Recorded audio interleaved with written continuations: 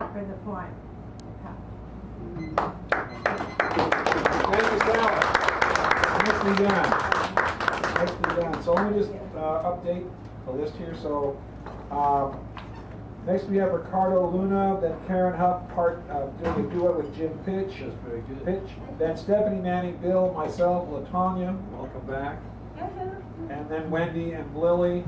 And then Margaret Mead, Donna Reed, and Nanette Fabre, the trio that they're famous for, with the trapeze yet to be installed, but we'll take care of that in due course. And then Francis. Huh? And then Francis. Yes, yes, yes. You are the mini of the evening. The bulldozer closer. That's what sometimes called. The bulldozer. When was I going to be? Oh yeah, you're after Lily. Okay. Then the feature, which I usually have to do the Queensway, but I forgot. Is that at the end of the? No, halftime. Halftime, Okay. halftime, I which was is close to the end at this point because of the nature of how many people. Oh, okay. Yeah. So you're good. We'll be I was good. just curious. I didn't know my Time name. is So. pretty much it. Hey, giving a shout to Brad Lewis, Steve Barr, Sisters, fascinating concept about islands. There is a more poor community must follow. This piece is entitled Racismo, racism. And American Poeta is the evolution of the artist into the collaborative. Team Luna is a collection of individuals that pull together to create poetry, to create art. And when the identity is taken out of the art, we get great art. This is something that our community has been working on for a long time. This is also an announcement of the end of the United States of America, and I'll say this publicly, as I'm the last president of the United States. I'll do this from the Oval Office, closing down Washington, D.C., America's capital, San Francisco. A message must be read. This may be that message, or it may be one with this content. And finally, Dan Brady, what you have done for me means a lot to me, my friend. And I've signed this piece, and I'm going to, with much honor and respect, give the piece to my friend Dan with gratitude. Hi, Arkell. Hi, Jaden. Hi, Monique. Love your brother Rich. Love Dad. Racismo. I saw a suffering that the Lord made God.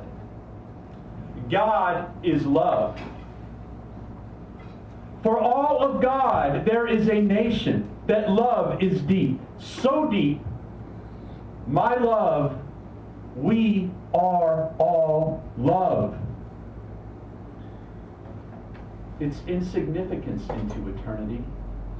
It is all let love. Love. All love. Love is eternal.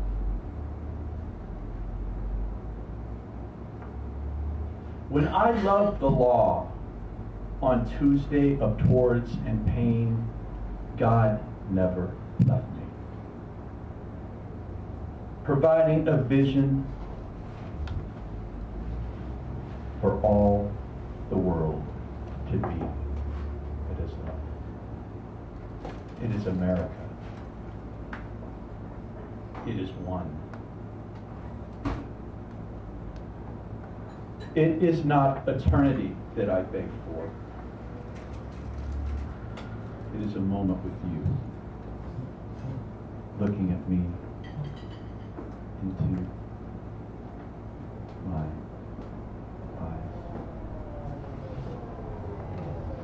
It is you, my love, my soul, my love. We are one. I love you. It wasn't paved, the crowds liberated. The skies pour, follow, follow. I will break the gates of tyranny before you. I shall, to my people, walk you into heaven. My people liberated from pain, understand the Lord. God. America, one. America, one people. The kingdom. There is a people whose manna racism saved and poured. Babel. God's gift of wisdom, the evil pulled away from God. A soul that is weak hates and does not love. Our sisters and brothers, the evil is the hate of self. Freedom without justice. We had freedom. 400 years of law and 200 years of less law. Slavery, the hate of one's self. Evil loving. Love. Everything else isn't.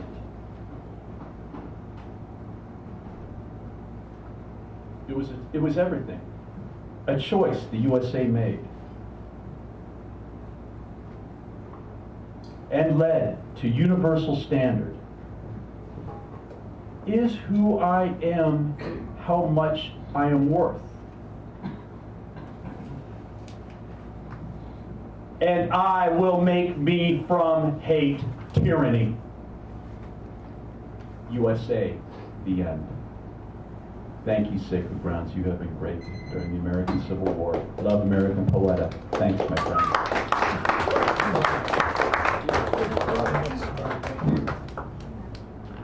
All right, so Ricardo Luna, and then, let me just read this here slowly. Not wanting to make an error. Karen Huff and Jim Fitch are going to come up now. They're going to do a duet of stupendous and intriguing natures. Bring them up with a nice round of applause, please. And by the way, Jim is new here. We have this tradition of pounding on the tables and making noise, so give him a real welcome.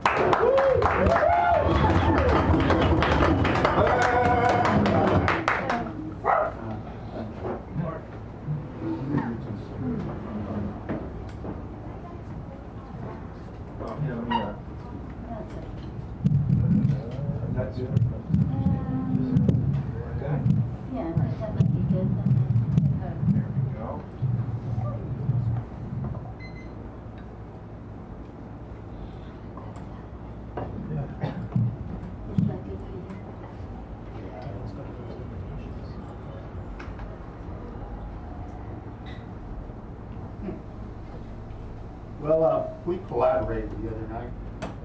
We've been collaborating for a little while, and it's rather a pleasant thing. And I'm very happy. So,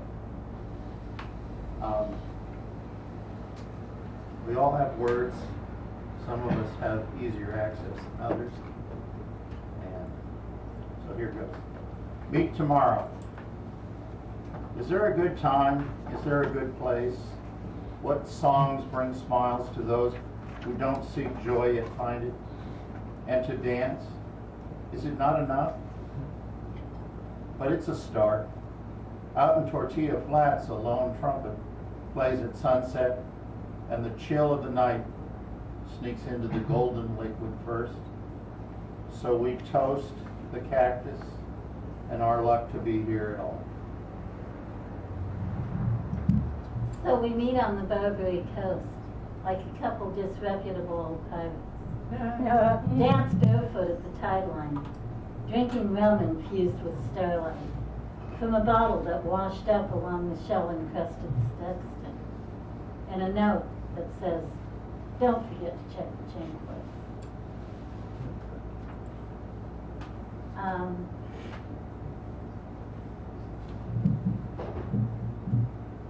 This is last night's collaboration, November. Effervescent shadow from the ragged edge of last night's dream flutters 13 degrees off the starboard bow. Reminds me of Sands and shore, make fast for my heart's sake. If wishes could be ships, we'd all be admirals. With time to mend and heal all gusts of what the winter would bring. But if I brush your fingers accidentally as we fold the jib, breathing hot promises of snow into our lungs, warm rum beside the fire. What hot toddy this, heart's elixir, For measured by league, by Mark and Twain, again the measure, just water to wet the keel and slake the thirst of lonely drinkers. A true course, by whose measure? Release 16 knots of hempen line, to call the wind and whisper words of love and longing only you and the sea can hear. We sing now, heart and soul, made kind and smooth, sailor, salty embrace. I am a poor soul put to task and have no measure.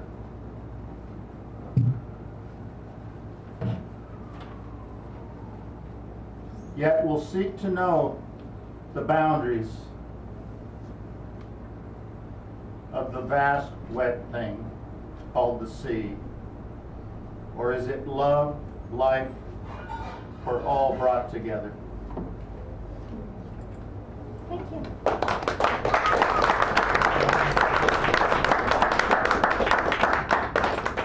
Thank you so much. Very nice. Very nice.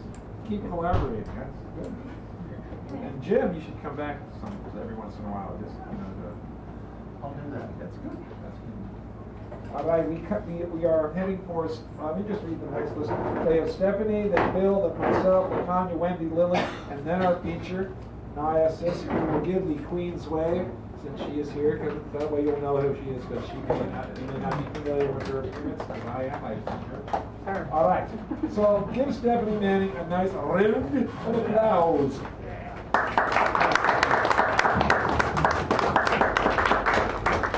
Or an ellipse of applause.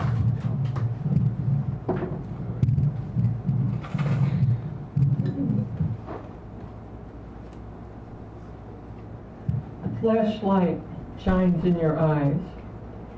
Flashlight shines in your eyes. Follow it here. Follow it there.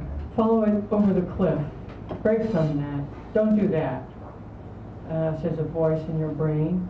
Back to sitting and following the light. For if you sit, you can't be led physically astray. No accidents, but also no sunrises or sunsets. No monuments, no birds, no actual people, no risks. Food and sleep not necessary. Game, game, game, game. You take up your existence safely stowed in the game. And before long, before long, you lose your actual self and become your online self. Safe, if not acted on in real time. Important place there before the glow, the game, and gradually it is the only way you feel alive. Your older relatives shake their gray heads and turn away from you in despair. Maybe they are right, but the glow grabs you before thought threatens its power over you, over a whole generation. And so their sadness about the earth and global climate change, their hope that the new generation will fix it, is sickled over the glowing screen before which you sit, transfixed. Programs are traded and music downloaded, yet notes, stabs, and musical instruments go extinct, along with books and a full moon and learning the constellations at higher elevations. Only a few unusual children are taught these things from the actual life. Goodbye, Earth. You have paid a high price hosting humans for so long. We will see you again as long as imagination stays with the last ones, and the archaic concept of the outdoors remains in even one last person's distant memory.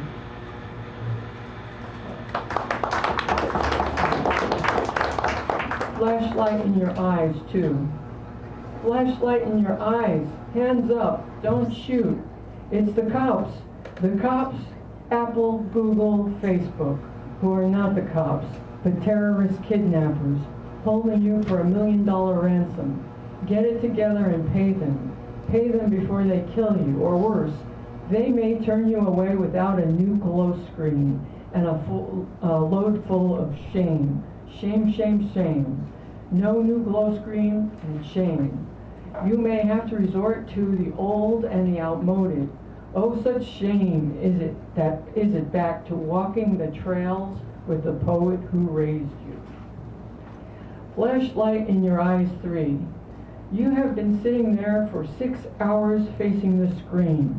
Your dog has been putting his cold nose in your hand repeatedly. He has taken many naps curled up in the corner. And then you suddenly have an idea.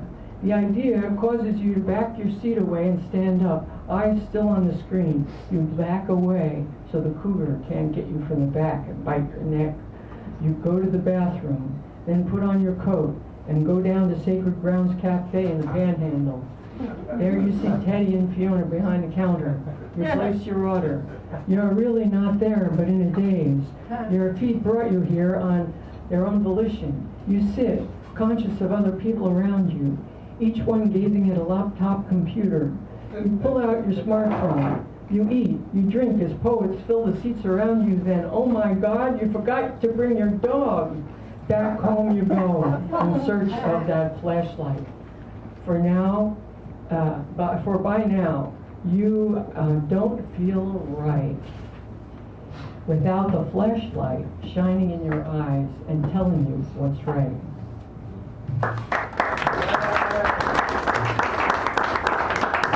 This is called the only subject. Only one subject to write about now. The new gods. The gods that offer you goods. Their goods, recruiting you to buy.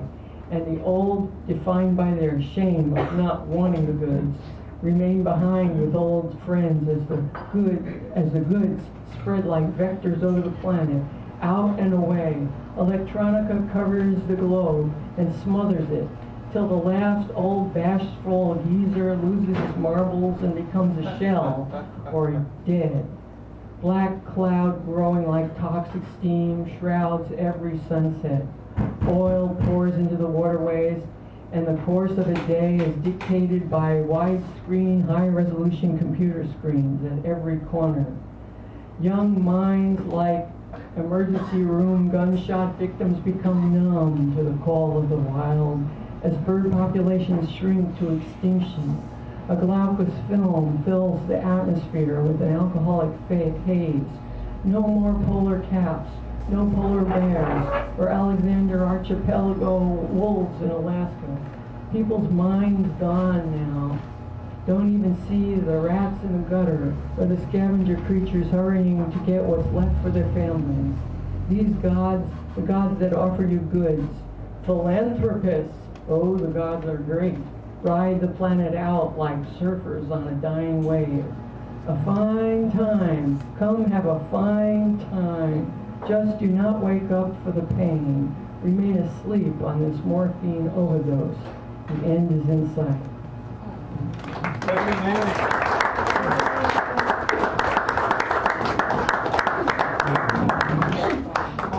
Optimistic poetry. Now we have Bill Mercer, Mr. Modest, as they used to call him in the high school days. Only kidding, I don't know what to call him in his high school days. You don't want to know. I don't want to.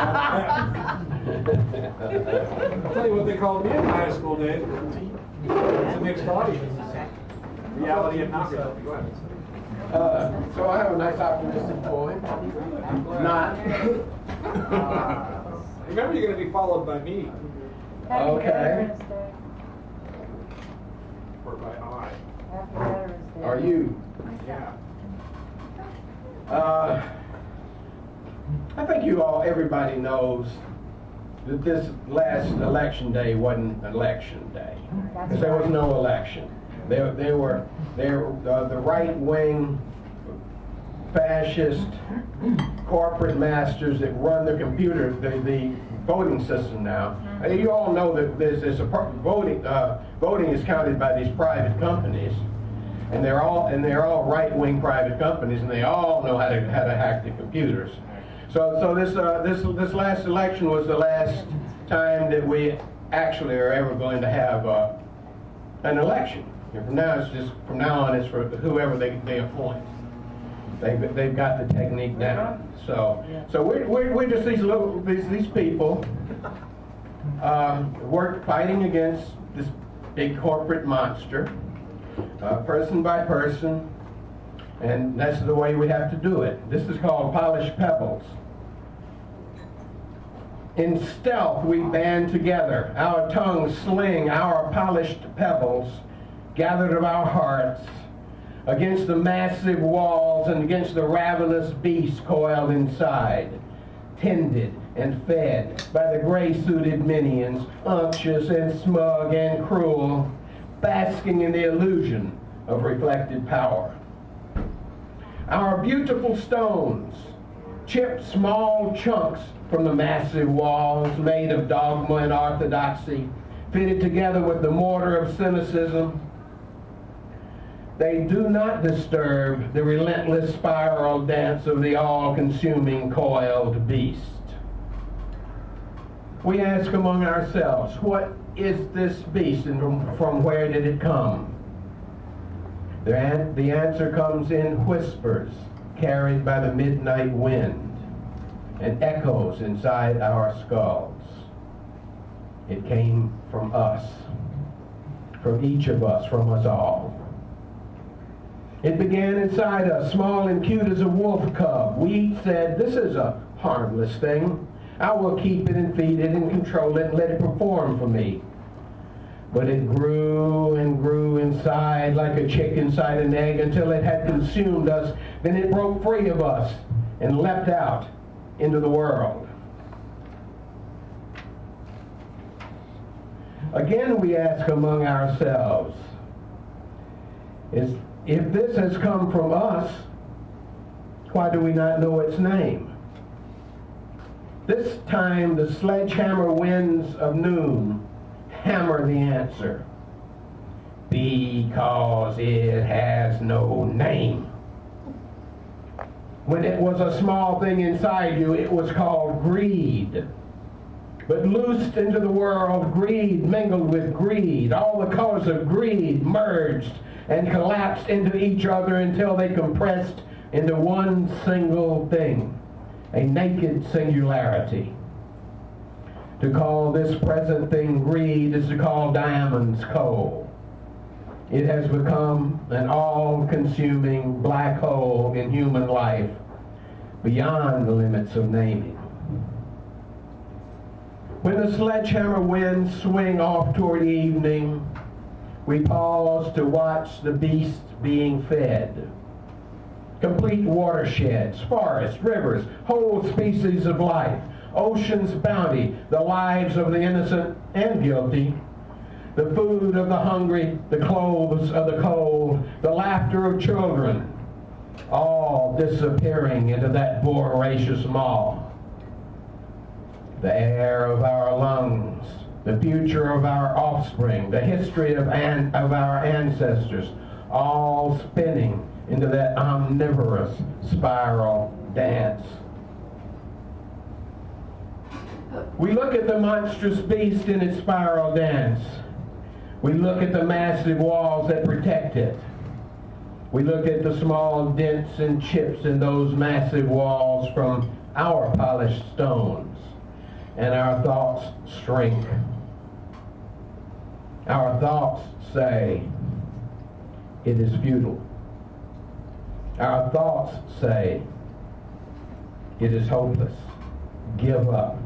Accept your fate. Then our hearts cry out, it doesn't matter. It doesn't matter if it is hopeless. It doesn't matter. We must do what we must do. So again, we are on the riverbanks searching for the beautiful stones that our hearts can polish and our tongues can sling.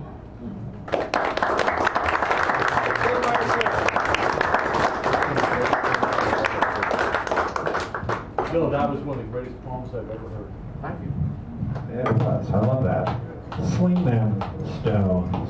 Great performance. So that brings us to me. I'm going to use my wife's glasses carefully. It looked good. So since I have an audience of poets, this is a poem, two poets. And it's based on a true conversation in a teeny tiny part. Anyway, so title of this poem is Seekers Need Not Apply. It is said poets are inspired by the quintessence of beauty, that they purpose their lives around a quest for that theoretical bauble, and I understand for that effort is paramount in my life, which is why I can describe myself as a poet. But when a woman friend inquired, wanting to know more about magical text, I suspected that someone yearned to be a poet. So I began my dissuasions. Ye gods, as my mom would say, don't be precipitous. Listen. When I hear people bemoan their circumstances, lacks, wants, whatever, I sometimes laugh out loud, then apologize to make amends if I can. You see, sometimes I can't explain myself quickly enough, and so I destroy a date or foul a friendship. But if they do listen, this is what I tell them. At least their kinds of problems can be solved. They can find a job or change careers, can find a lover, can ignore the problems until time just sweeps them away, can just pack up and leave a marriage, a job, whatever. And if all else fails, they can just lose themselves in drink, drugs, or, if they're romantic at heart, play with suicide. Poets aren't so lucky, I told her. We never find the ends to our means. After all, how likely is it that I'll find that great wonder, the inspiration resulting in a glorious and eternal Meisterstück, my be-all and end-all? Then, looking her straight in the eyes, I added, while it can't be zero, there's no term small enough for an event that's never happened, but might still. Poets are, in this additional sense, worse off than anyone. And now for the bad news. Poetry is an individual's affair with the muse, and so it's a journey that will not quit them. I can no sooner leave off musing than I can leave off being. I am as bound to it as I am to my soul, and poets, being their own boss, judge, jury, and executioner, hear no pleading, allow no escape, nor is there mercy to be had for the asking. And this doesn't change with time or success, such as that term might be applied to poets, or due to the all too common failings which can't be beat either for their variety or largesse. And it does not change with talent or ignominiousness either. After all, poets who listens to poets more or less understands just exactly what they do say, or what the bleeping double HL they're talking about, all while again and again and again and again and again they proceed on, no matter the gravity or consequence. The only good news comes in the form of a lack. Poets need not worry about managing their business, since there isn't any practically to speak of. Now, I usually pause to let that sink in, which gets us back to why.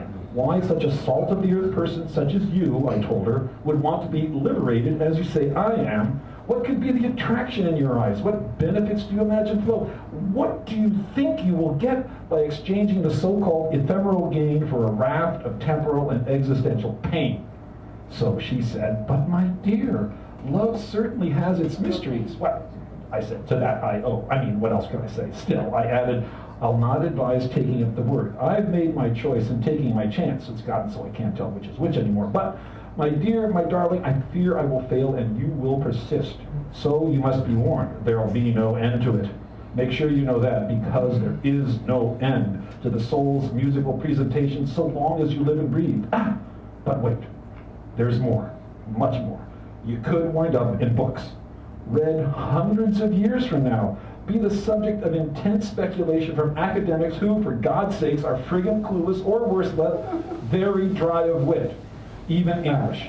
So painfully arrogant. Imagine that sort of animal propounding upon you the tortured subject whose scribbled remains must testify in their own behalf. And then you suffer a rambling series of dissertational dissections. Imagine such a dull and shallow pen attempting to sift what is essentially God's bright gold. Yes, they may know your biography, that you, for example, traced a figure on a frosty plain which disappeared with your breath centuries ago, but not what the figure was, meant, nor what was reflected in the hazy paint, or seen through the liquid clarity of script upon night's glass, not to mention how you saw through what you saw to begin yet another communion with the infinite and eternal. Ultimately, they'll ignore that element, for its consideration beguiles even the best of us, and will obfuscate before obstructing all their considerations. Truth be told, the best they might get is a sorry sally into the soundless mist of incomplete dreams, while those of them more clever may reach for what they imagine imagination to be in the hopes of extracting from the heavenly realm something of your attraction to it. But they will have no idea, my dear, of who you are for all their efforts. You will be beyond them, their traceries, descriptions, and be as much a puzzle to them as you are right now to yourself. For all that, imagine, for all that, you will ever be a mystery. And so they will make mistakes which will live on and on, while you in turn turn in your grave. So, I've said enough. Fly, if you will, into the airy realm, but no fate will be the wind beneath your wings. Take heart in nothing less than the all-encompassing universe, because if the inspiration of the muse is what you want, you are sure to have your way, just as she'll have hers with you. So, my dear, be sure you want it, and its entire unshakable entourage, no matter time or space or any other dimension you care to list. Make sure you know eternity could be yours. Thank you. A little bit of just swing, Jim. Thank you so much. And now we have a visitor who hasn't been around in a long time. Latonya is going to come up here. Give her a nice big round, please.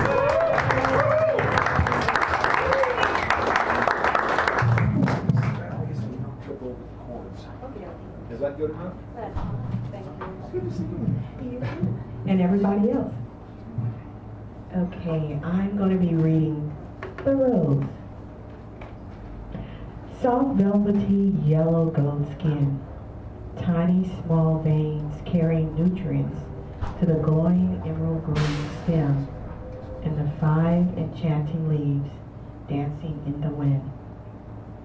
Dripping moisture from its petals seep into the ground, penetrating its layered receptive roots that swells with delight as the reddish-brown nitrates circulate up into the vessel-like stem and into the blossom, causing orgasmic bliss.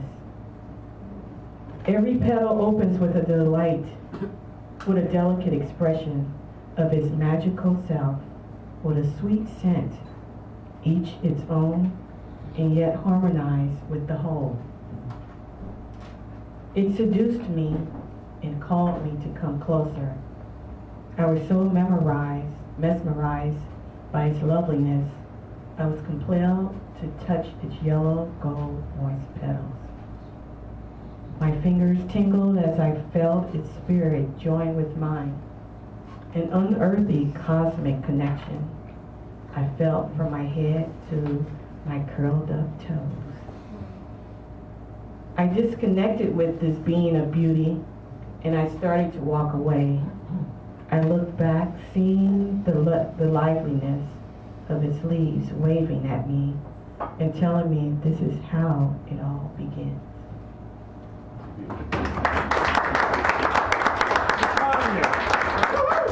Welcome back. And next time read 2. Read 2 poems. So now we have Wendy Walters coming up. Give her a nice round, and then let's see what's the organizer. Yes, then Lily, then our feature. Just want to make sure I did. Oh, thank you. Sorry about that. Take those. Hopefully, they will. Well, I know. Okay. I think I might.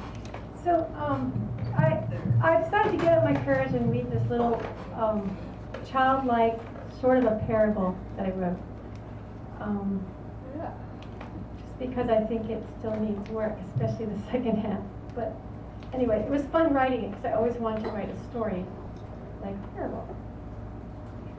So actually, I looked up quotes with the word bridge in them because the poem is called Bridge. And these 2 quotes I found that I liked that had the word bridge in them. In true love, the smallest distance is too great, and the greatest distance can be bridged. And that was from Hans Newens.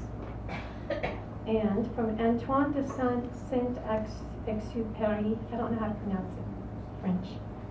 In giving, you are throwing a bridge across the chasm of your solitude.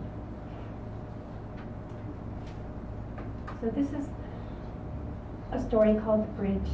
In this tale, the people of the town represent humanity dealing with the physical, dualistic aspect of the self. Their homes represent their consciousness. The intruder represents the fear-based part of the mind affected by the collective memories of the subconscious. And the bridge represents the unifying higher aspect of the self, which enables every individual in their own way, according to their personality and spirit, to connect with some potential for good-giving hope, new views, or any change for the better. After the long, hard day, leaving them weary to the bone, the townsfolk picked themselves up one more time. Every tactic had failed in their quest to bring peace to the kingdom, now fractured by divisive quarrels which made it impossible to feed themselves during a famine. It was not the famine that had been the chief cause of the blight. It was the fact that not one villager could remember the lesson of what had happened before the sacred bridge was finally built. And so a period of many years of mutual satisfaction and good-willed neighborliness disappeared, a time when the people were content and, whether storm or famine came, attended to each other's needs, creating beauty out of every hardship. It was at that time that an unfamiliar intruder arrived. The intruder slipped invisibly into each one's home and sabotaged the last bit of common sense and wit to be found. He captured their attention and fascinated their interest with devious promises. The people became drunk with suspicion and lost all trust in themselves or each other. Eventually, chaos prevailed, hope dwindled, and they fell into a deep slumber. Many years passed. At last, from the youngest to the very oldest, one by one, the whole town awoke. Opening their eyes, the people saw a beautiful golden bridge far ahead, stretching across to a new land. A luminous light shone in all directions from the wondrous bridge. Because of the intervening long sleep, no one recalled the years of trouble and sorrow brought to their soil by the calamitous, intrusive visitor, and they only saw the compelling, gentle, round arc rising before them, which instilled in them an unexplainable joy and began to make their way in its direction. Upon reaching the bridge, a curious thing happened. There came a unanimous moment of hesitation as the morning mist thickened and each realized an unknown place and time loomed ahead. And then, well on the bridge, they began to hear loud shouts in the distance behind them. Looking back, they beheld a stranger waving his hands wildly, attempting to get their attention. For a short, timeless pause, the travelers stood, silent, unmoving. But something familiar dawned. The once forgotten memories poured into their minds with an unmistakable vividness. It was the intruder. Ahead lay beauty, love, and harmony, though they could not know it while they waited suspended on the bridge.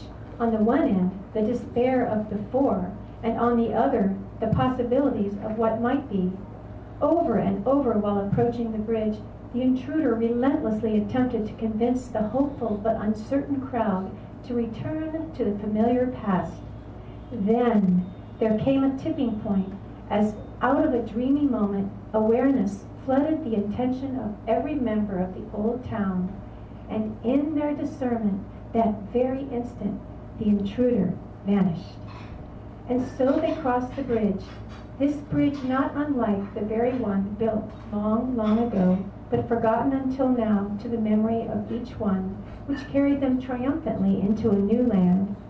Mutual satisfaction and good-willed neighborliness returned, and the people lived content, simple lives, and happily, whether storm or famine came, attended to each other's needs, creating beauty out of every hardship. And it is said, to this very day, that whenever trouble came to visit, as they listened to their hearts within, instead of fear, a new and brilliant bridge appeared to help them out of darkness into the light.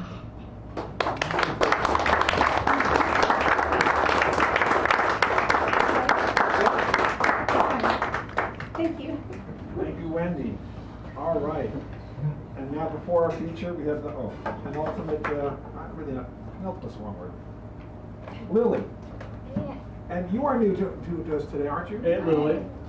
Give her a nice round and a little bit of applause there.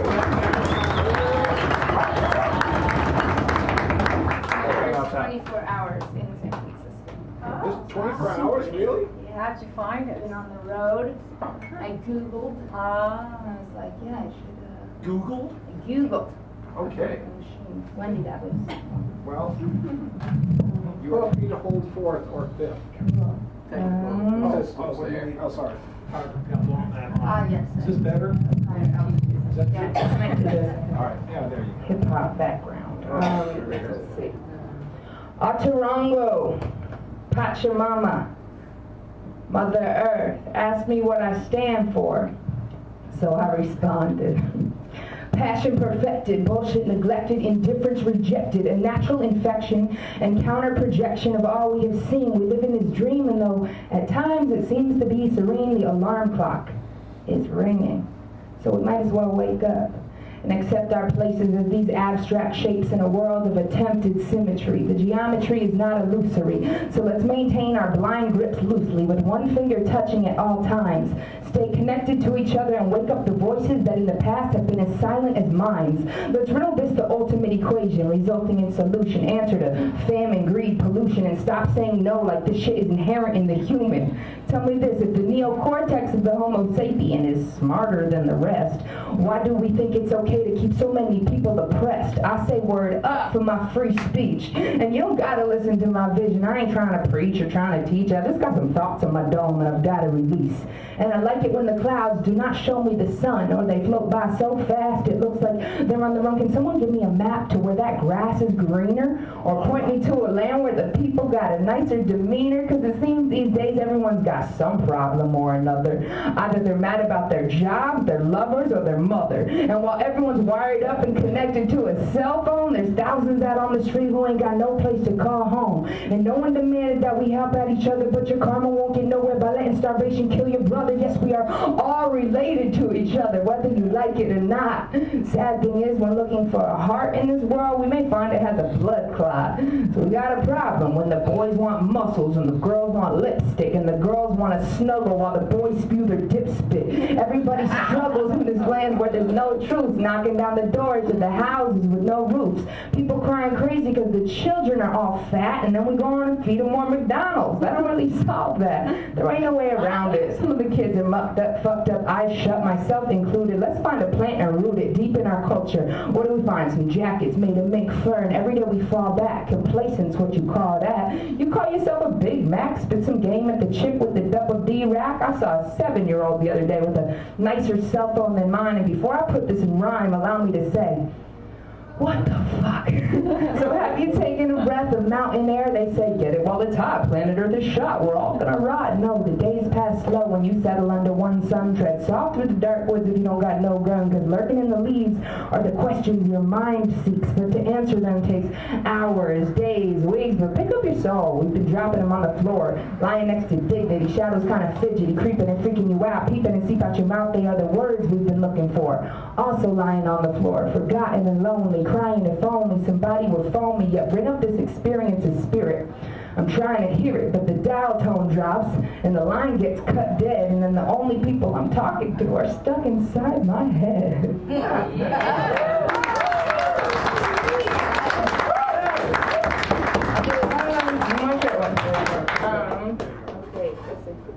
Don't hold back. Oh, shit. Yeah. Time keeps on slipping, slipping, slipping into the future. Time keeps on slipping, slipping, slipping into the future. They say that time keeps on slipping on into the future, and the wound of age can't be healed with a single silver suture. Well, if this time keeps on slipping, there must be something that I'm missing, a piece that's not fitting, because who's loosening their grip to the point where it can slip, drop, and then drip through the drapes of time? And despite what you think, there is no button called rewind, so the refuge for your thoughts is deep within your mind, like packed and stacked up. We got racks of black stuff and facts we don't trust, and courage we can't muster up enough to let go and trust. across that every little thing is a piece of your path, and only the pain that you don't acknowledge is the kind that's gonna last.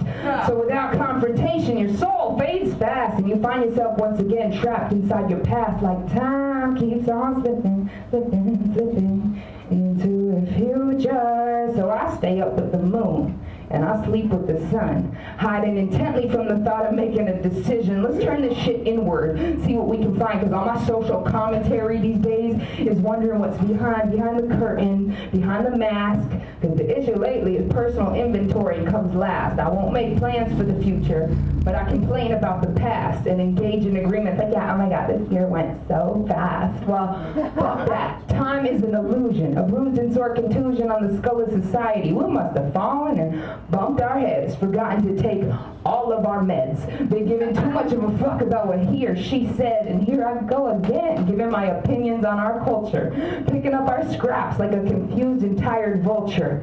I need to take a step back and see life in the quarantine of breath, living synonymously with suffering and death, because those things are undeniable parts of life's mysterious rhythm, but they only hold as much pain as we give them.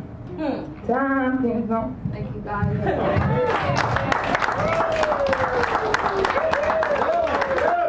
Lily, thanks. One question, so sharp. Well, one reason why she's so sharp. Thank you so much. All right. Wow. Give everybody a round of applause. Give yourself a round of applause. All right. So, one of my favorite parts of the evening is to introduce the feature, because she doesn't know what I'm going to say. None of them ever know what I'm going to say. And I won't mention that incident with the lampshade. Okay. So, a few things. First off, the phrase professionalism comes to mind.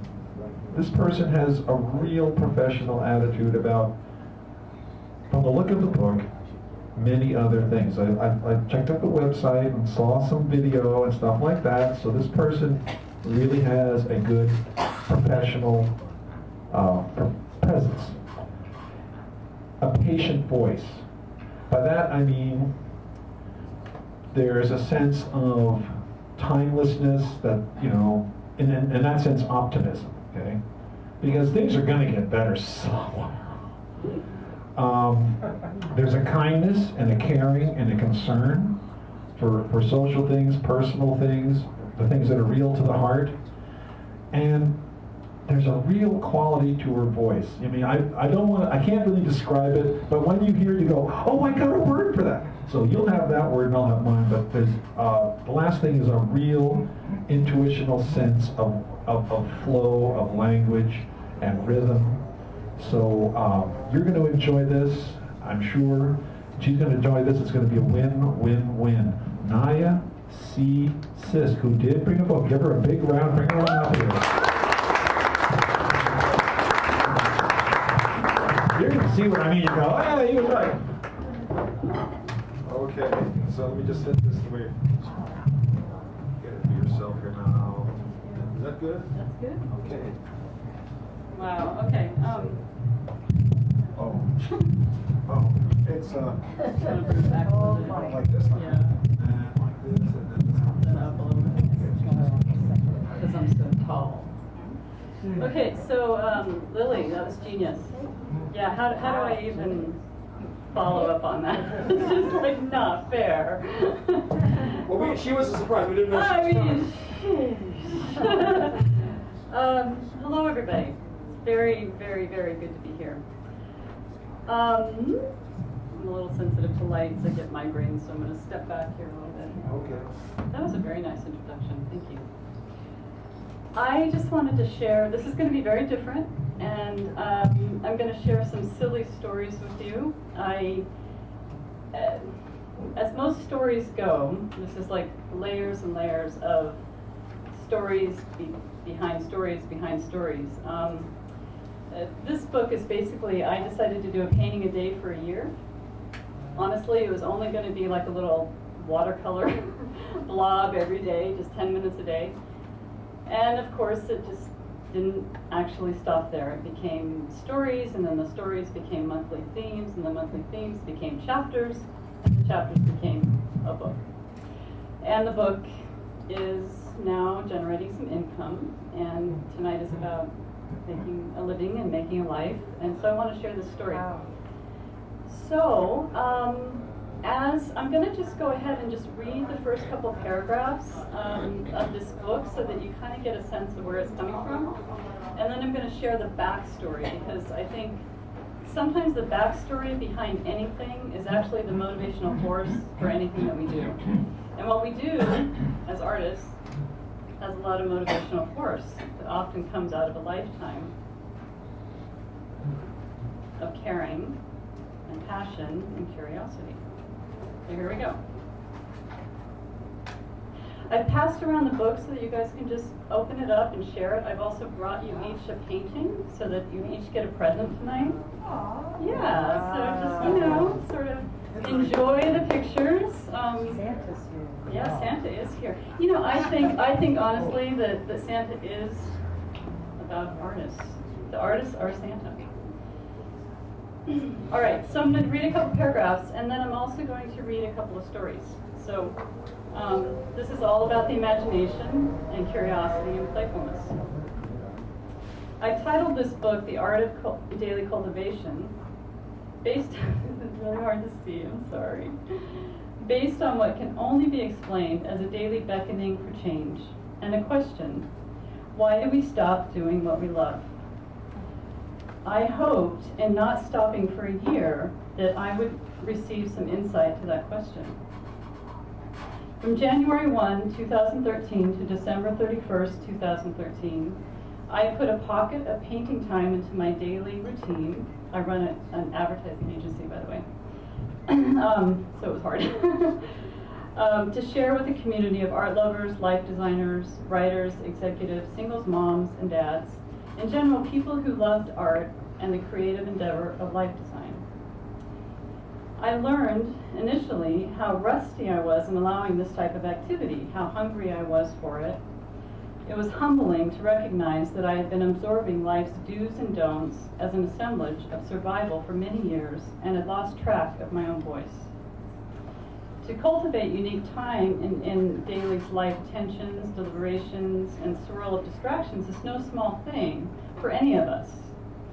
It's a decision to live inside of today in spite of the undertow of how everything can seem all important, all at once, accepting the natural confusion of that apex. Even with my newfound awareness that something needed to change, it took nearly a year of hard habit work for this actually to happen. So all this is saying, and I'll go ahead and share some of the stories, is that my mother had died in 2012.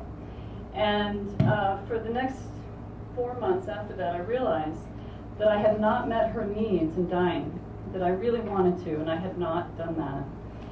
And in spite of that, and also in addition to that, my life had been neglected for a good 3 years while I was trying to meet her needs while she was dying.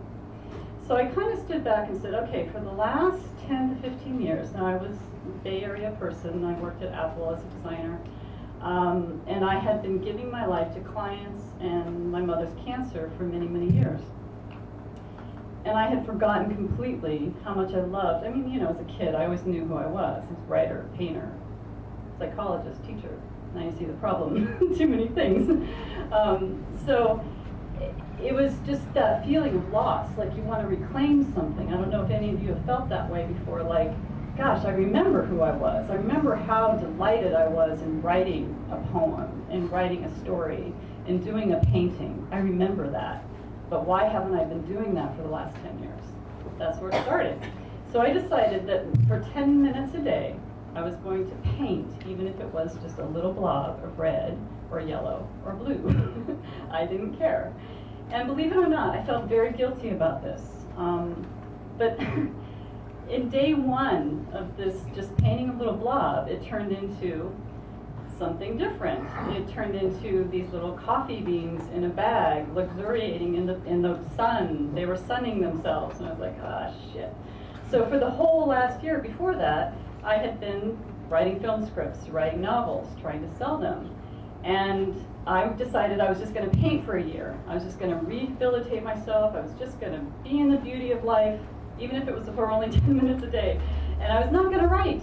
But of course, the first day, it was a story, because how do coffee beans end up luxuriating in the sun?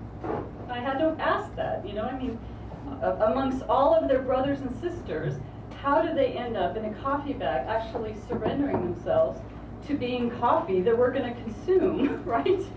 Shit, I had to write a story about this. And how was I going to keep this up for a whole year? I mean, it was going to be story and it was going to be blogging. Now, I have to tell you that I wasn't going to show anybody these little paintings and these little stories, except that the first story that I wrote, even before the coffee beans sunning themselves, was in Starbucks in Seattle, and this very beautiful man came up and started flirting with me, and he kind of made me feel like I should be showing my paintings while I'm doing my stories. So then I decided, okay, maybe I will show them. So I started to blog them, and so the coffee beans that were luxuriating in the sun became something I'm going to read to you right now. So January was coffee and tea. February was love and character. So each month ended up being like themes that had stories. So every painting had a little story. I blogged it.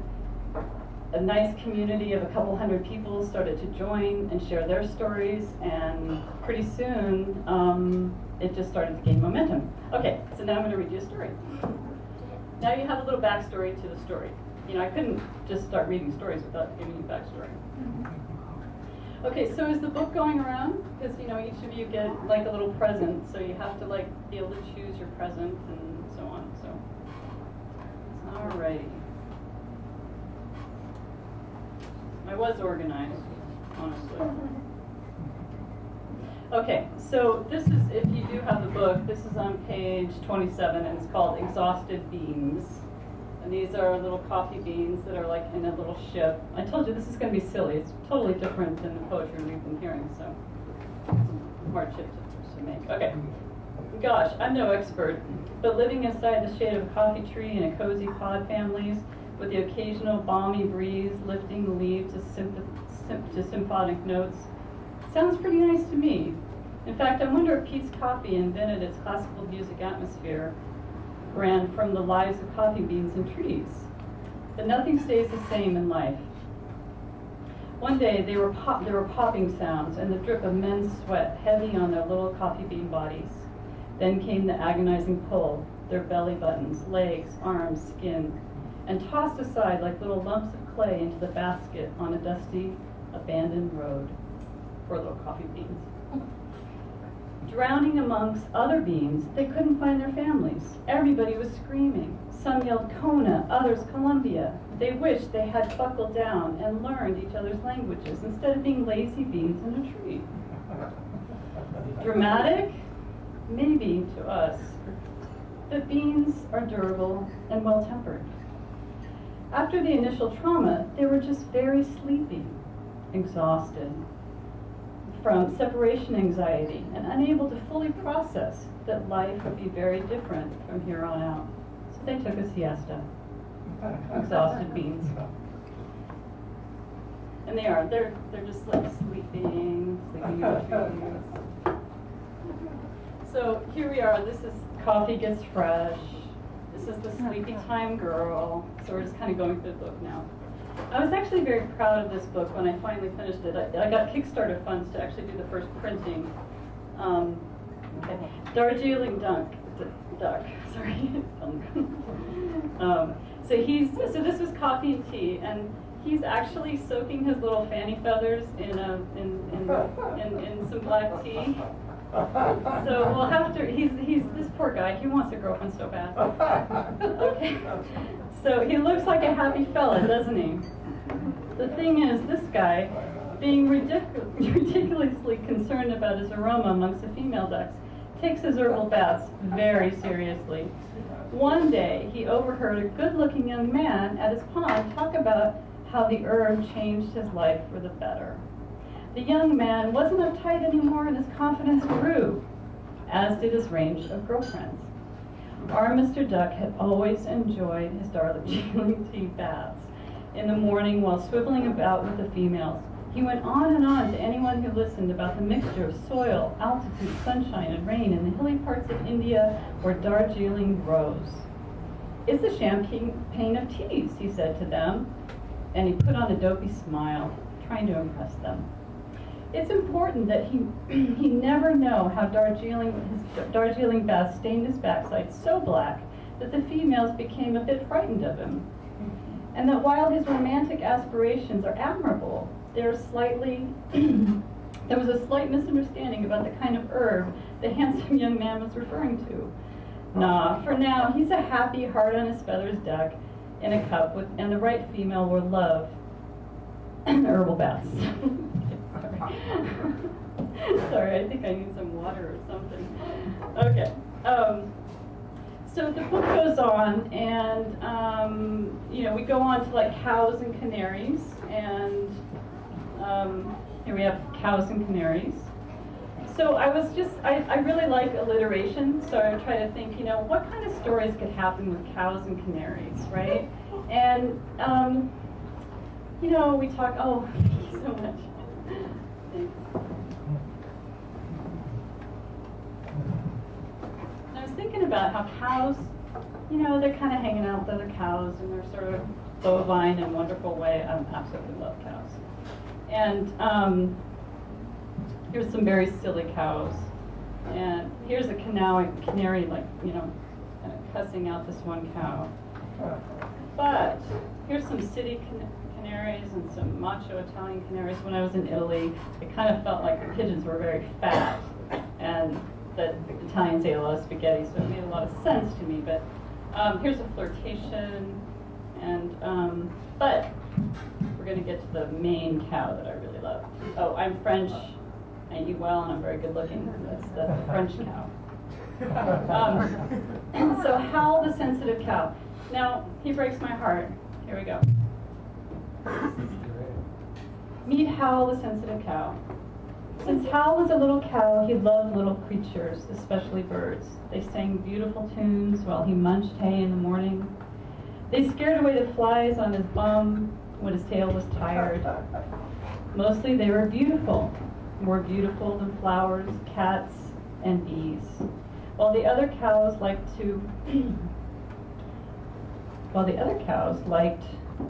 which the other cows liked quite a bit. Sorry about that. Hard for me to see in the red light. One day, while traveling into town with the other cows, he saw a horrible sight. Birds in cages inside another cage and large windows and people inside. Hal began to moo in despair. The other cows glared at him. He didn't want to get into trouble. He really, really liked the little birds. One night, while his family slept, Hal walked into the cold night into town. He broke the store glass with his heavy hoof. And though he wasn't able to get all the birds, he managed to get 2 on his back. See the 2? However, sometimes thoughts can take a really long time to accumulate in Hal's head. And when they do, they stay there for a very long time because he's a cow. The question that hit him as he walked into the snow was how he would get the birds out of the cage once he got back to the farm. This is what he's thinking about right now. This is what he's asking us to answer. Perhaps if he turned his head the other way, the rabbits would offer him some immediate, oh, there's some rabbits in the hills there, some immediate reply. They're pretty hip to what's happening. They're excited and eager to help. Smart, too. Maybe on the adventure of saving birds, this thought will accumulate in Hal, and he will consult with the rabbits. He's a pretty sensitive guy. He listens with his whole wide bovine heart. I really like Hal. Okay, so now I just wanted to share with you that I took this project on the road. I went to I live in Ashland, Oregon. I came down here today for this reading, and I am actually a native Bay Area person. And in June I did food and wine, and I lived with a beautiful chef and her husband, and just to be around people who know how to actually cook, because it's very new to me. And that was the hardest month because I'd actually packed up my house and decided to take the project on the road, and came here, and all I wanted to do was play, and I didn't want to paint. And I don't know if you know what it would be like to, like, suddenly I'm in a project, and what was keeping me going was that this was going to be a book. So I had the vision of the book, and I couldn't quit. So every day I had to think, you know, okay, chili pies, what kind of chili pie would I paint, you know? And I got a lot of criticism because I had followers at that point, and they were expecting a performance. And some days the paintings were really bad. So out the window goes perfectionism, and I really had to kind of stay in the story. So those years that I was writing those film scripts and trying to sell them, because tonight is about livelihood and so on, and I just had decided to paint, the story became how to keep painting and telling stories that were authentic when really stressed out, right? So after, you know, and I, you know, I had a couple breakdowns and had very good friends pull me out of it, and I would keep painting, and even if they were bad, I would keep posting them, and people would keep replying. And then I went to Sedona and Santa Fe, and I interviewed an Adobe architect. And he told me that basically the negative ions in the clay are kind of like our breath, and it's kind of like the ocean. So it was just really fascinating to kind of keep moving through this project, and the difficulty of discipline, you know, every day, to paint something and then to be posting it and have an audience that was growing and expecting more and more, when all I really wanted to do in the beginning was just to have sort of a pocket of beauty every day, and it just became bigger and bigger and bigger and bigger. And, you know, eventually that I got even comfortable with that. And actually now, people started wanting to buy the original paintings, and I couldn't do that because I had a book, and I needed to keep those, technically speaking, to scan them and make the book. So I ended up selling the prints, and it was like $500 a month or something. And then I donated to causes, like, you know, when I did Dogs Indoors, it would go to a rescue organization for dogs, and, you know, so on and so forth. So every chapter had a nonprofit organization that was being donated to from the prints that were being sold from that chapter. So it became a much bigger project than just a little blob of paint every day to recover from, you know, the low point that I was in when I started the project. But I will tell you that this project was redemption for me. All right, this is called Hippie Clothes on the Line. Now, I was raised in Northern California in a hippie family, and this is very short. Are you hearing the same song in your head as I am? Free at last, free at last. Maybe it's just me, but growing up during experimental times in my family, clothes and people were generally in different parts of the house, and they didn't really play well together. I saw a lot of clothes flapping away in the wind, on the line, often for days. So, where I grew up, clothes were on the line and not on people. All right, so here's some of the paintings in Santa Fe. It's houses and horses, and I absolutely love adobe houses, and I love horses, wild horses. And let's see if I this is the Enchantment Resort. It's the only authentic adobe hotel in Sedona. And everything in Sedona looks like one long caterpillar of adobe. Like one architected crew moving through the entire town in a year and set in adobe style.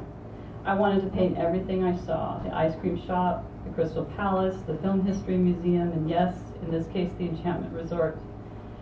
At least my 2-year-old interpretation of it. The resort is the home of the Miyamo Spa, the blue corn crab taco recipe, and their gorgeous gourmet cookbook that caught my eye. Sedona is a young town of approximately 10,000. In 1945, it was unrecognizable from what it is today. The founding of the name is a very delightful story, a woman, of course. So it went from, you know, kind of silly fiction to interesting nonfiction that required some research. And I do have to read this about diner burgers, because this is all about San Francisco, and also inspired by my chef friend. They take their burgers seriously here in San Francisco. A simple diner burger is never just that. There will be something that offsets it that's unique and special.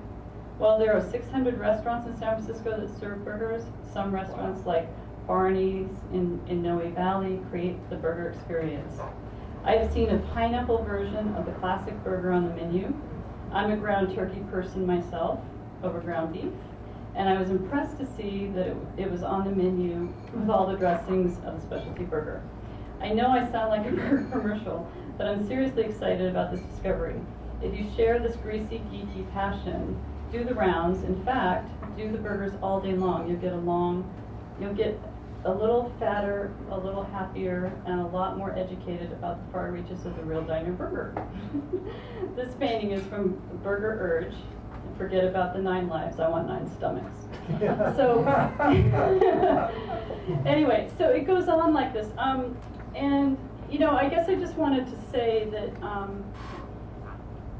in the end, even if you take 10 minutes a day and do something that you love, it will change your life. It's almost a physical thing. It's almost a chemical thing.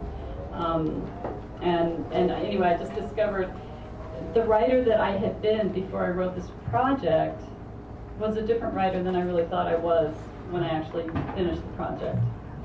So anyway, I think that's about it, unless anybody has any questions, or if you want me to read some more. One more? Okay. All right, I'll give you a choice then. I mean, no one is raising hands over here. Yeah. All right.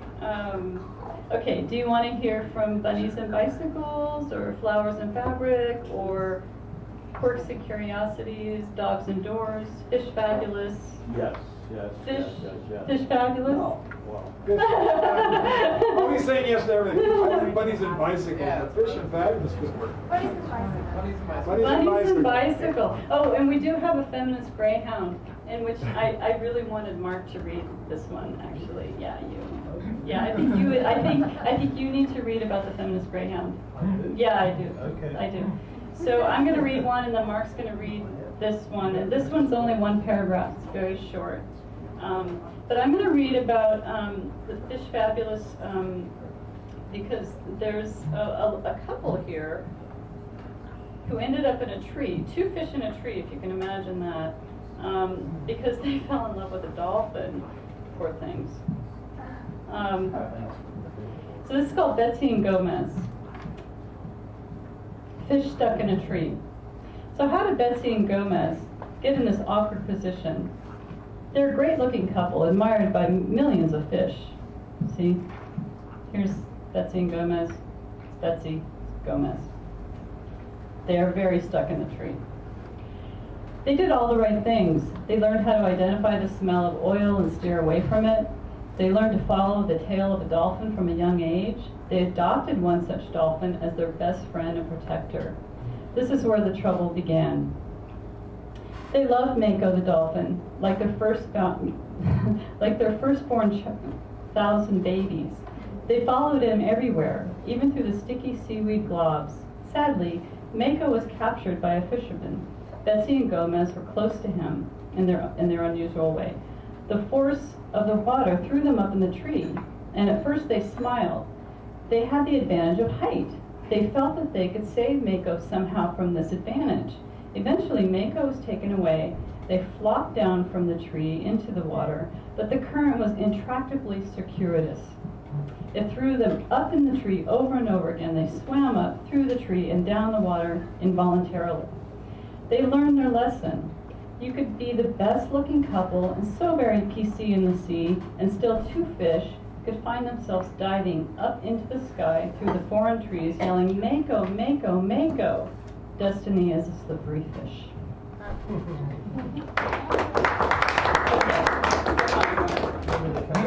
Yeah, I do want you to come. Yeah.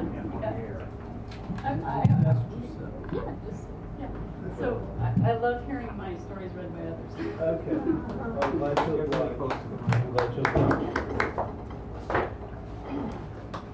Giselle, the feminist greyhound. Giselle never liked that her heritage, her bloodline, begins with a benign color gray. She's showing you all her colors. She also sees no contradiction in being a feminist and having a tattoo over her heart of her person, Clive. She's devoted to him. In fact, Clive is her true soulmate. Even more than her 3 greyhound boyfriends, Lucky, Dupe, and Jazz, Giselle also has a gaggle of admiring female friends. They race each other at the park and lie around and talk about the GRA, Greyhound Rights Amendment. While Giselle is a stunner, she only uses it to tease the male dogs. They kind of expect it and have fun with her sass. She's a knockout, isn't she?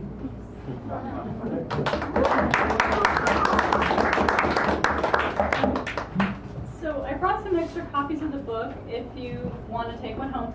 And also, I brought a present for each person. So these are postcards, and it's a print from the book. So just pick one out for yourself and take it home, okay? And that'll have my website address if you want to know more. Thank you so much.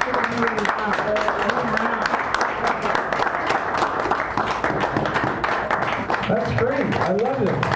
Do another round. Another one. Give them all around. All right. So as tradition has it, we take a small break, and we have 3 really good poets coming up. We have Garrett Murphy, Clara Sue, Greg Pond, and then we have Francis Collins going to sing and play, so it's going to be really good. So hang out, line up, sign up, and schmooze. It's a command, schmooze. Oh yeah, if you want to sign up, just do all right, and we have a few others signing up, so it's going to be good. It is good, has been good, will be good. I'm good if you're good. And I'm going to stop talking right now. No. Hey, sister, that was awesome for you in San Francisco. You're a San Franciscan. I'm breaking into that.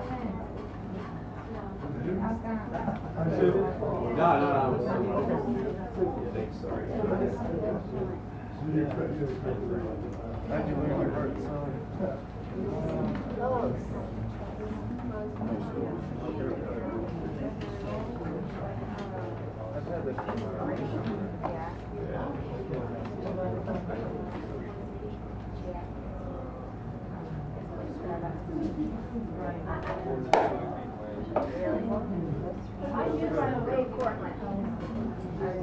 So Garrett, you're the first one there.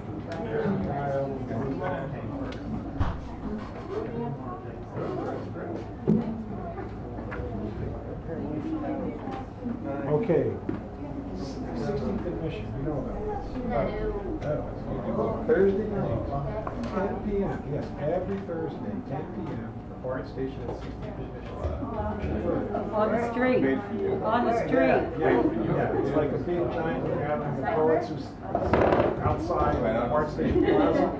And they draw this large chalk drawing, and you jump into the circle, do your thing, and then someone else jumps over.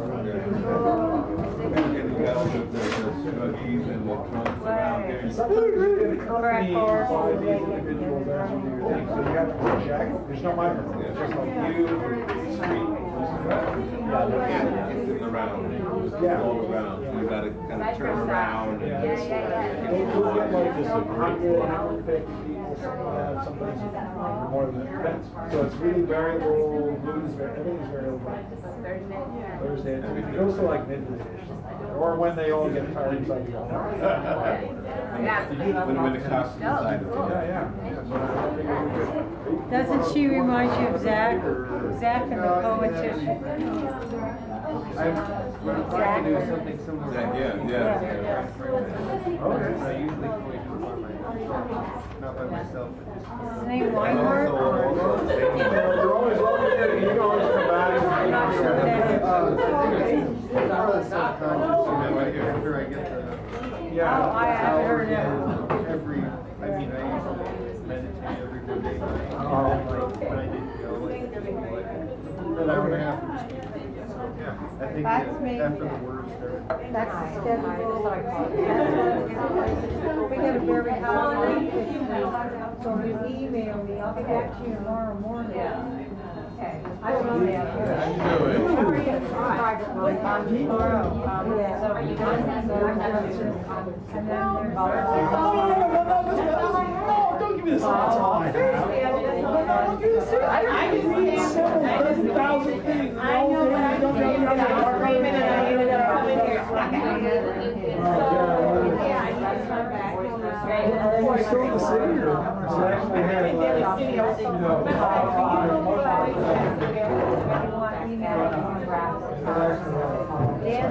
started laughing. Because they're following on.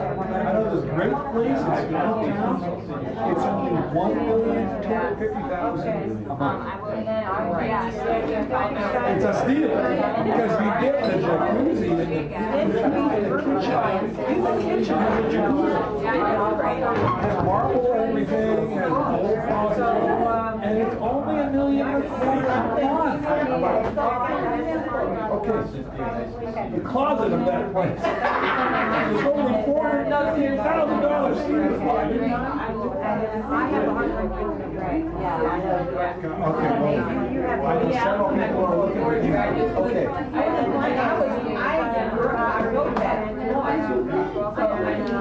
Okay, so here's the thing. The best, no, but the tool to use you go to the newspaper sites, you'll find places like the place I was just talking about. The newspaper now only does the real high stuff apparently. When my wife and I looked for a place 3 years ago, the newspaper, forget it. You couldn't find it. Oh, if you know some of this speaks Chinese or Spanish, you have to check the Spanish and Chinese newspaper. Stuff up there, but they won't put on English. That's a good clue. The Craigslist. You have a smartphone? Okay, so when you're going around looking, great job. You check Craigslist. So you put in your like so much, and you just be careful going around here checking, because you're going on. There's nothing there, and all of a sudden there's you check it, and all of a sudden there's more publications that you didn't that weren't there like a minute ago. It's like that. So it's like if you get a cell phone, you get that advantage. And also look at makeup. You go out in the morning. The morning is good. If you're there, a lot of people aren't because they're working or whatever. So you have the morning advantage. You can use that. Yeah, because I love going out on the website. Now there are things that you can find. There's share rentals and stuff, so you can share rentals.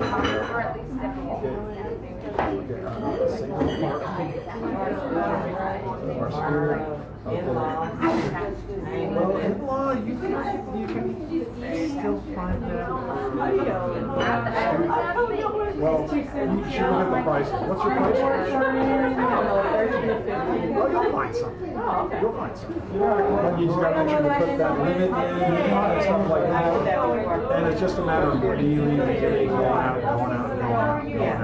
Because we went to a lot of places. And a lot of them we just cross them off because something they said, where they are in the neighborhoods.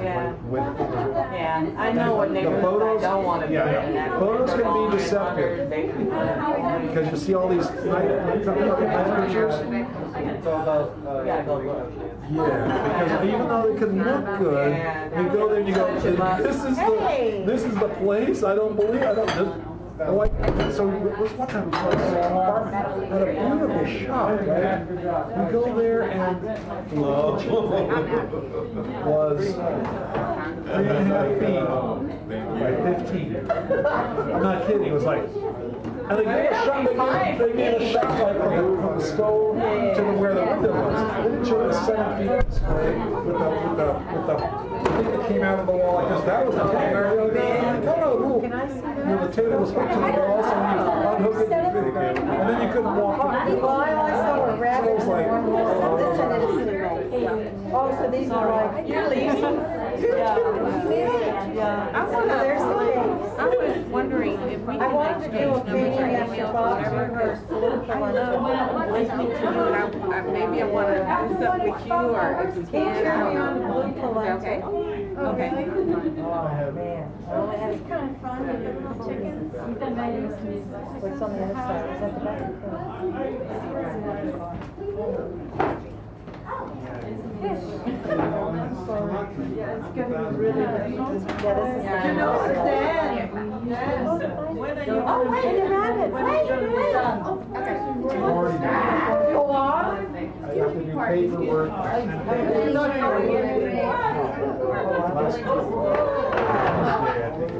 We're going to celebrate. Celebrate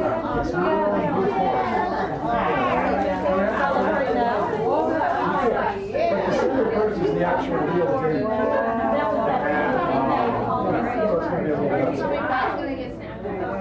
Okay, you let me know. Wow. So are you going to No, I'm not going to. I'm enjoying it very much. Thank you. As long as you're considered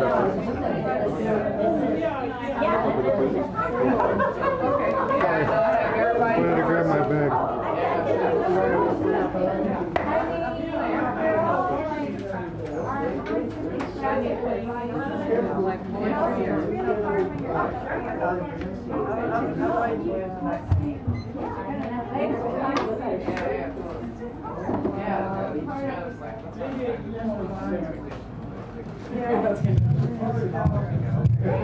Oh, yeah. Ladies and gentlemen, we're coming back. Yeah, I can just about 30 seconds. 29, 28, 27, 26. Klein 20, 21, 19, 18, 17, 16, 15, 14, 13, 12, 11, 10, 9, 8, 7, 6. No one's listening. We're coming back, ladies and gentlemen. Have a seat. 9, I see you over there. 9. Tell her to stay.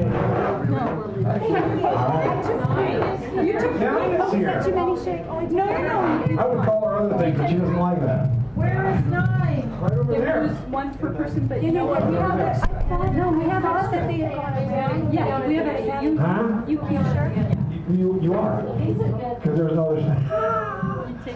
Okay, we're coming back. We have Garrett Murphy coming up here to bring us over after the break. And if people would kindly give him some respect for the audience, give him a nice round of applause as he comes up here. Oh, did you see my number?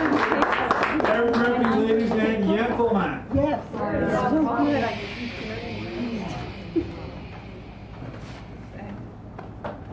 There we go.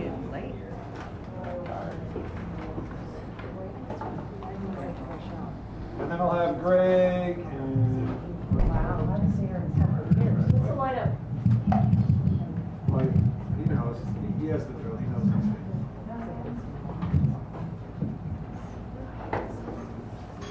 Oh, well, this first piece is from the new chapbook called Now Showing, and it's available on Amazon and plus on through gradespace.com. And this, after I'm finished, this one copy will be available as well. And it's a bit slow getting new copies, but this one, I'm willing to sell this one once I'm finished for a $10 fee. Now showing at the Theater of the Absurd. The Theater of the Absurd presents a world premiere colossal proportions, the show of the century that awaits all to come and see, an epic the like of which no one has seen before and no one will ever see again. Live and in living color, a spectacle unique among all. Come one, come all, you must experience this gala. You dare not concern yourself about missing this presentation, for indeed you will not miss this presentation. It is impossible to miss this presentation. For you see, you and me and everyone else are part of this presentation, for the audience and the players are all one and the same. For this production now showing at the Theater of the Absurd, it's called Life Itself. Yours, mine, and everyone else's.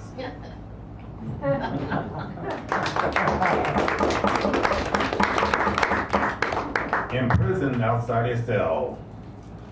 Let's talk about a special kind of prison, one that's so insidious most inmates don't know that they're in it. or know that they are their own correction officers.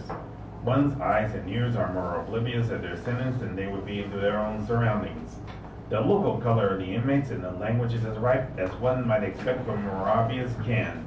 This is a jail that will never be on lockup, nor will it ever confuse orange with black.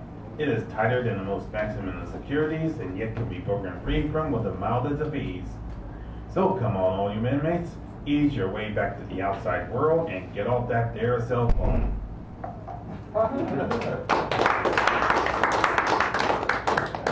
And this piece is called Knit 1 Churl 2. And knit as in one half of nitwit. I suppose it's applying several to what's coming next. He couldn't make Obama a one-term president, but there's still the possibility, if the people use their brains, that Mitch McConnell can be made into a 2-year majority leader.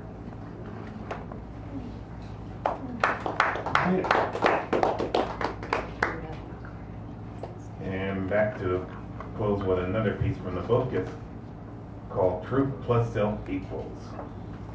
Listen to your inner self, good people.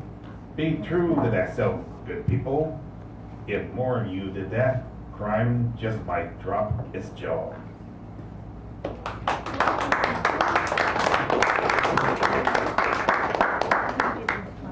Thank you, Karen. Always good. Greg, then it looks like Andy, is that right? Last name is Monka. Adam. Oh, jeez, my bad. So Greg, then Adam, then our mini feature Francis, and then Zane as our closer bulldozer. And then we'll take care of these fabulous prizes, like I say, designed with your mind. If I've forgotten anybody, you'll have to let me know. I thought I was supposed to. Well, yeah, he put his name after you, so we're only going to do yours and he'll still do. Yeah. We're still, everything's still the same. Okay, good evening, everyone. Good evening, Mr. Pond. I'd like to open with two very, very short poems by H.D. Moe. And they are, well, anyway, the first one is very, very short. It's just 2 lines. I'll read it twice. Cradling down to the ground, one autumn leaf is 100 smiles. Again, cradling down to the ground, one autumn leaf is 100 smiles. Wow. Another one by H.D. I'll read this one twice also. After raiding the brownies through an open window in our Honda, swiping across my poem, a chocolate handprint left by one stoned raccoon.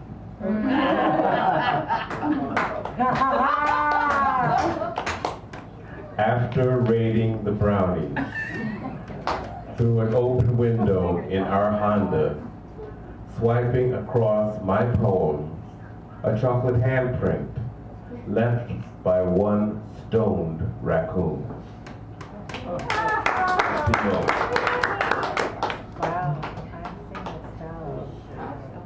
don't know why I read that first. I should just leave right now. I'm going to write Lauren and tell her not to read it. Yeah. All right. Wow. This is an old one. Since I'm wearing my basketball shirt, I figured I may as well read this. It's entitled 2 Points for the Basketball Boys. Point 1. Only half human, with my eyes bent and heartbeat twisted in a maze of possibilities. Legs dangle from the hoop shooter's body. Sweet boy with big sneakers, long fingers, sneaking up my thigh, human and only half wild. How do you do? Do you do, or are you done? Damn, there are so many possibilities. in a maze with only half human you and heartbeat twisted. Point 2. Out of this world his eyes could feel my heartbeat twisted into so many possibilities. Basketball boy with sweat socks choking from big sneakers, long feet like fingers sneaking up my thigh. Human with half wild eyes. Amazed at possibilities with a 12-foot jumper in bed. Well, hell, we can never tell. Half human heartbeats are still wild with eyes bent and twisted.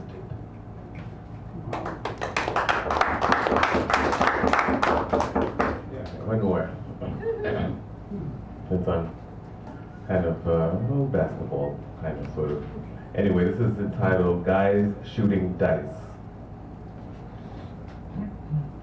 The guys at the corner shoot dice against the wall.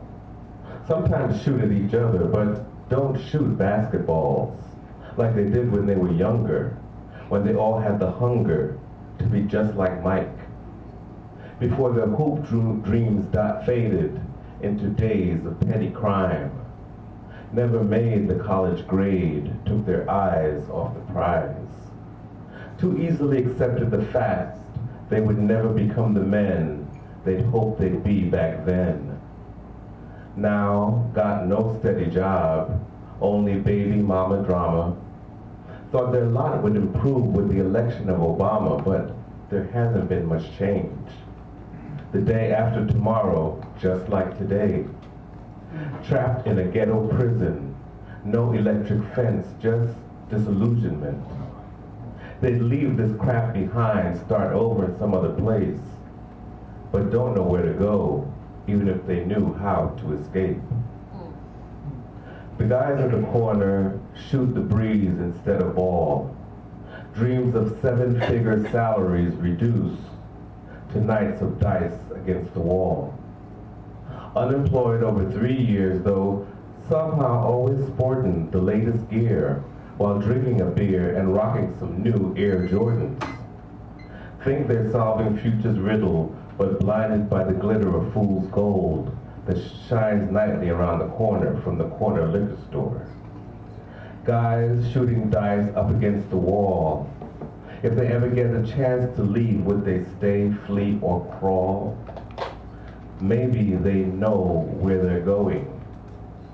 Maybe they're going nowhere at all. Thank you.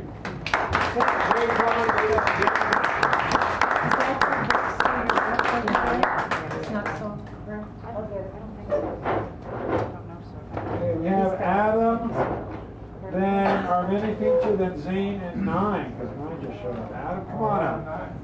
Give him a nice round of applause,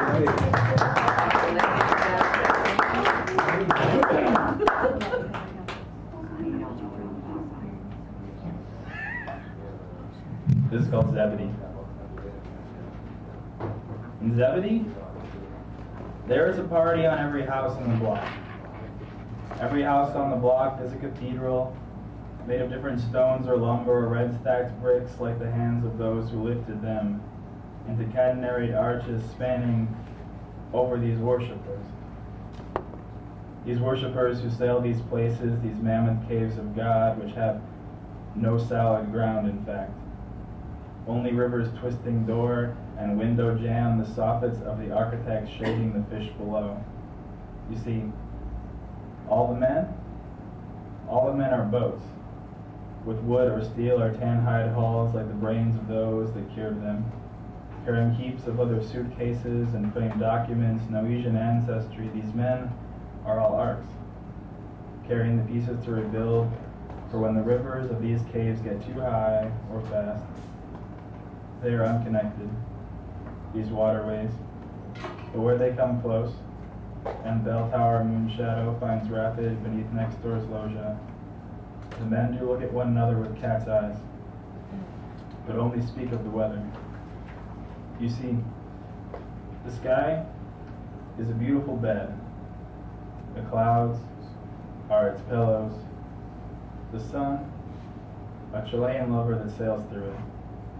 When he is in Zebedee, he never pulls back the sheets.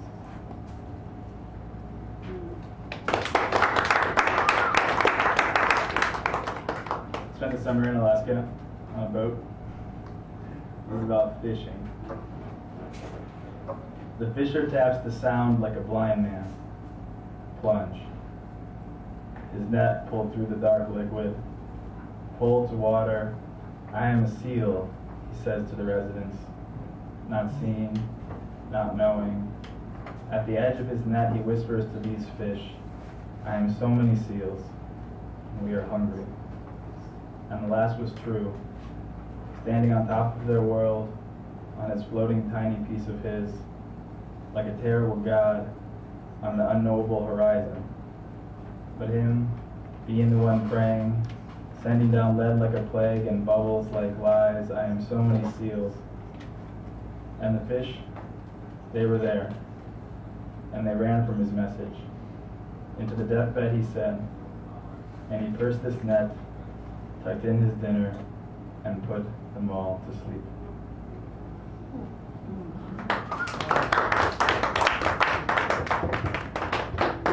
Lastly, for poets, things everywhere. We personify the hell out of you and call it romantic, call it nuance.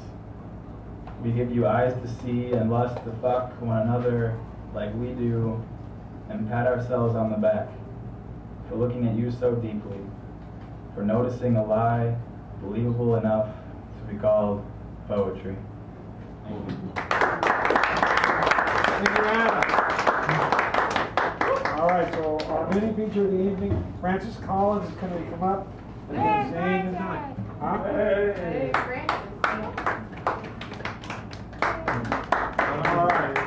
Go for it, Francis. I didn't make this higher. Oh, actually, you just give it the right bill.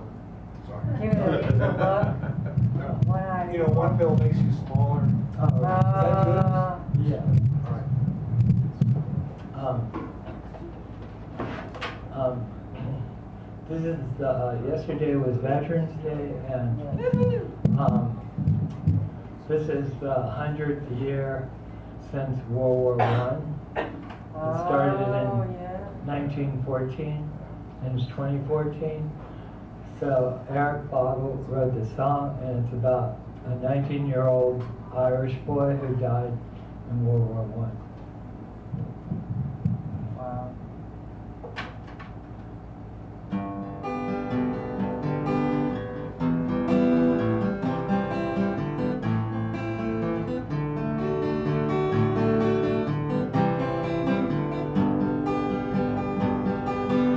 How do you do, young Willie McBride? Do you mind if I sit here down by your graveside and rest for a while beneath the warm summer sun? I've been walking all day and I'm nearly done.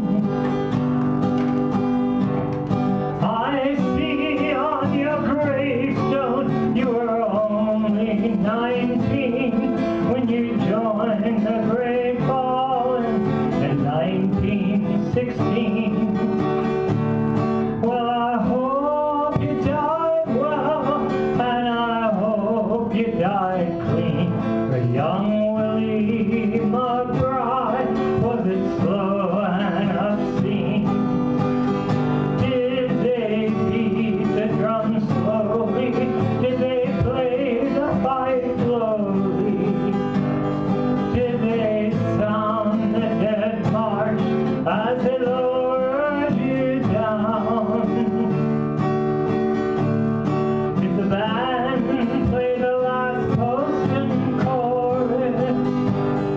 Did the pipes play the flowers of the forest?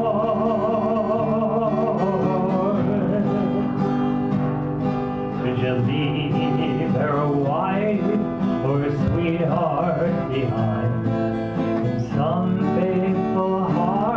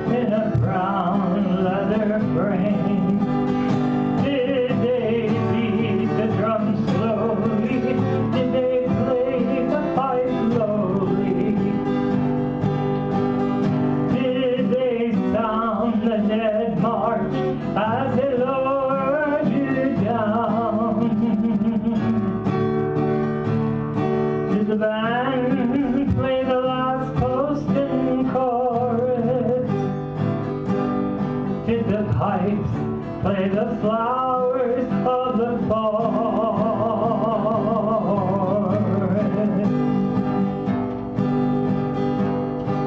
The sun now shines on the green fields of France. The warm summer breeze makes the red poppies dance. And look how the sun shines from under the clouds. There's no gas, no barbed wire, no guns firing now. But here in this graveyard is still no man's land. The countless white crosses stand mute in the sand. For man's blind indifference to his fellow man, to a whole generation that was butchered and damned. Did they beat the drum slowly? Did they play the fife slowly? Did they sound the dead march as they lowered you down?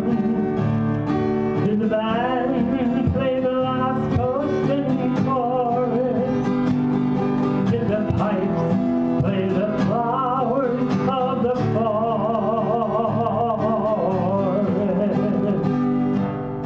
Young Willie McBride, I can't help wonder why.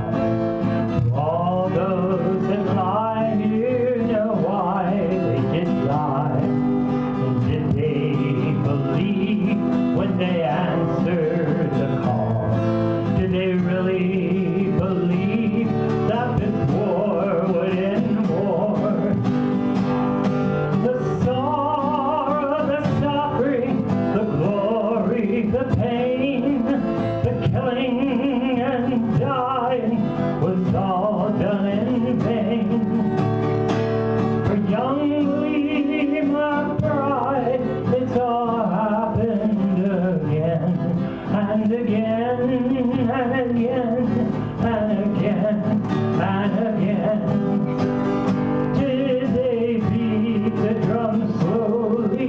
Did they play the fife slowly? Did they sound the dead march as they lowered you down? Did the band play the last toast and chorus? Did the pipes play the flowers of the forest? Did they beat the drum slowly? Did they play the fife slowly? Did they sound the dead march as they lowered you down? Did the band play the last toast and chorus? Did the pipes play the flowers of the forest?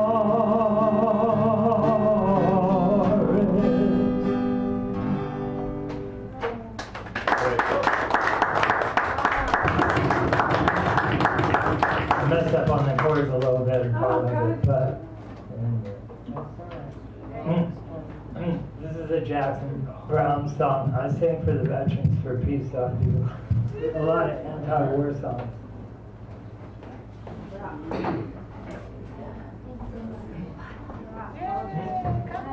Come back. So, this is a Jackson Brown song. It was written in the 80s when Reagan was supporting the death squads in El Salvador, Nicaragua, the Conchers. Anyway. the sky.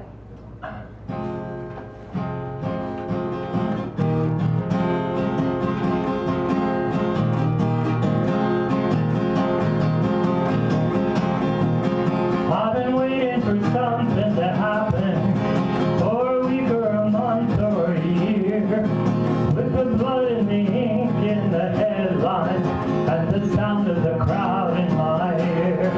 You might ask what it takes to remember, when you know that you heard it before, how a government lies to a people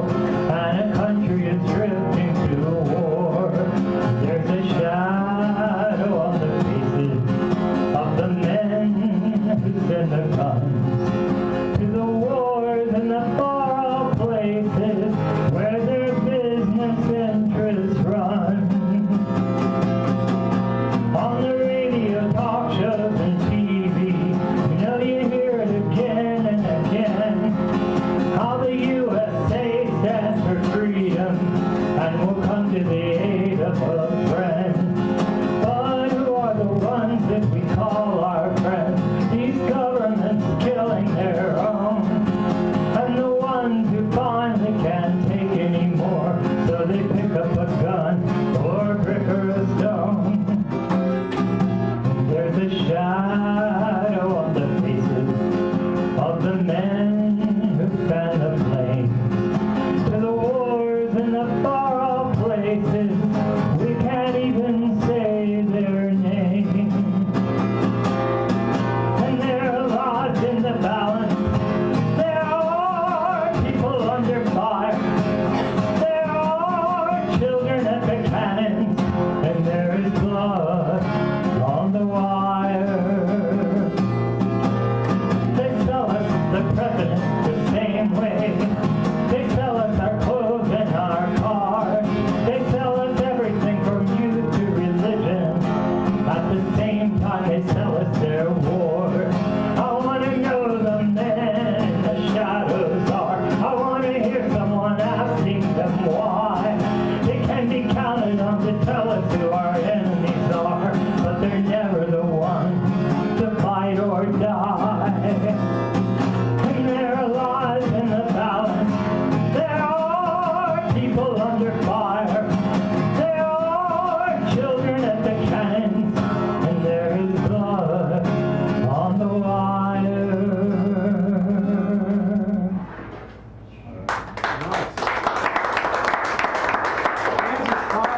Thank you so much on any of the evening. And now we have Zane and then 9, and then I'm going to take care of these fabulous prizes. Zane, is this your first time here? No. Okay. This is your first time? Okay, good job. Thank you for coming back. We appreciate your presence. Yeah, I can do that because, you know, that what they say in France. Yeah, I should sit up there. No, they, yeah, should have. Something sure. What's We that were going to talking do about? 2 mics. What happened to that? Oh, we forgot. Yeah, it was great. Hi, everyone. Sitting or Thanks for standing. staying. Yeah, Full we're opportunity. set that up. Hi. We're all just a part of the same damn everything. We write each other's eulogies, singing sweetly like the birds, burnt to a crisp, picking out the urn for the ashes of youth. A man is dying of boredom, said the doctor. He coughs up black tar from his lungs, says it's nothing. He's eating away his insides and says it tastes great. What a pleasant surprise. The sun came up today, he thought, forgetting that it happened every day. The blind man walks on the sidewalk and comments that it's a beautiful day. Spitting with permanence leaking down the edge of alleyways, we watch it drop down into the sewer, contaminating the water with promised streams left to fall, left to crumble, to drop, to roll along the ground, following gravity like a little guide, like a little savior, teaching children to tie their shoes, teaching them later to not pay attention to the news, because a case of intelligence will cause the blues. The demons don't come in 2s, only in 3s and 4s. The doors slam shut and you wait on the other side, seeing light click and crack through the bottom, illuminating saving graces and smiling faces, the winners and losers of races, all under the same light, the same burning microscope, the same green grass underneath backsides, sitting cross-legged, laughing for no good reason, as the best things are for no good reason. And through the seasons we see the fruits of life squeezing out their innards so we can get drunk like vineyards, owners' daughters, tossing pennies off of bridges, asking the river if it chooses heads or tails. The snails move faster than this Congress, and I still have pictures of my ex in a prom dress on old memory cards, keeping things clearly for longer than I know how to. The tornadoes are coming, the band is drumming, the angels are screaming, and I've never felt this calm. The past is not real, the present is all we feel. This will all dissipate, dissolve into calm water, turned violent by the clouds, ripping apart what we know to be real. The touch is gone, but it has always been, so don't give up.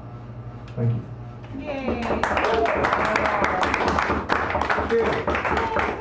Okay. Now our country closer bulldozer 9, and then we'll take care of these fancy prizes.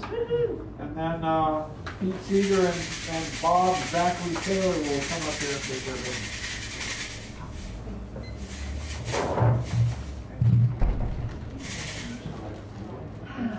Welcome back, by the way. Thank you. Hello. I'm 9. Something got under my skin. I'm dreaming backwards. Dreaming backwards, those were blue days, setting my life on fire just for a taste of them. Dreaming now, in a flask of color, I'm opening the old heart for a stage of dreaming lights in time when everyone is so important, it's only their mirage. Some quiet dreams push towards visions and never relent. When the playing quickly can't be stopped. Dreaming backwards, in a landscape of dead dolls, shiver and dream backwards, but never do it again. Take the only truth you know and harvest it until nightfall. Shake the psalms, shake the palms, filter the dross, shove the scream in the face of the sleeping. 11:11. It means something. I have been seeing it on the clock for years, sometimes several times a day, sometimes several times a night. I had no clue it was Veterans Day. Hell, now it makes sense. My own holiday. My own fucking holiday. As the clock ticks, the hours of war in my past beat the clock, it glows over and over. 11:11. I just wrote that just now when I was here. I just wrote this.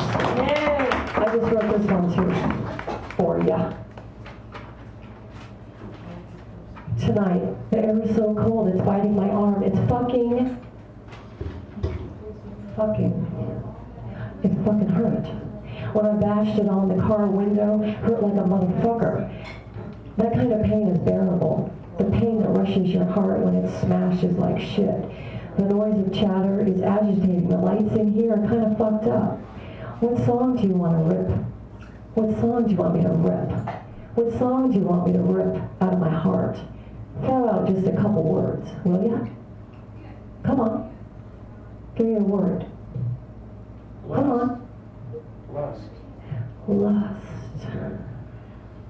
You always look at me like I'm some kind of supper. You always look at me like I'm some kind of dancing god.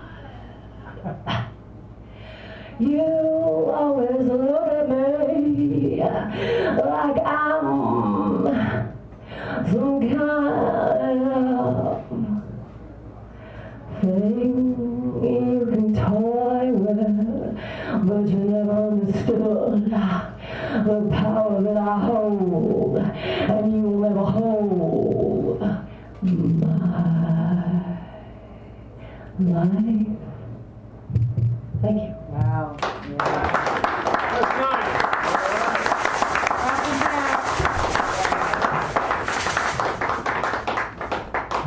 All right, we come to the famous part of the evening where these wonderful things are given away for freebies. Now, if you were a poet and came up here, you signed next to a number. The cards are on these numbers, as you can see. I'm shuffling them before your very eyes. Or actually, before your very eyes, because I'm not looking at them. I'm just going like this. Okay, so, so the prizes are Marcel Proust,